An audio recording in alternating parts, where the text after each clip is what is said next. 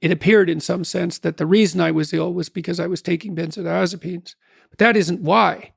I was ill and then I took them, and very low dose, and I took that for a long time, and it helped whatever was wrong with me. And it looks like it was an allergy or maybe multiple allergies.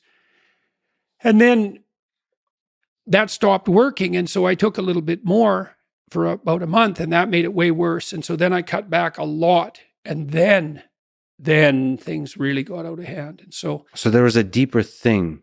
Oh yeah, in the definitely. benzo. Oh yeah. What can you put words to? Well, I had a lot of my daughter, as everyone knows, has a very reactive immune system, and Tammy has 3 immunological conditions, each of them quite serious. And I had psoriasis and peripheral uveitis, which is an autoimmune condition, and alopecia areata, and chronic gum disease, all of which appeared to be allergy related. And so Michaela seems to have got all of that. And so that I think was at the bottom of, because I also had this proclivity to depression that was part of my family history. But I think that was all immunological as far as I can tell. So one of the things that's happened to me, I always noticed I really couldn't breathe. Like I could breathe about 1/5 as much as I sometimes could. And so I was always short of breath. And it looks like what that was perhaps was I was always on the border of an anaphylactic reaction, which is not pleasant.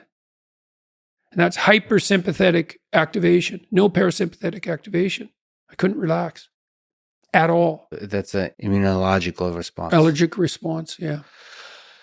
So anyways, that was what seemed, now this, I don't like to talk about this much because it's so bloody radical and, I don't like to propagate it, but this diet seems to have stopped all of that. I don't have psoriasis. All of the patches have gone. Yeah.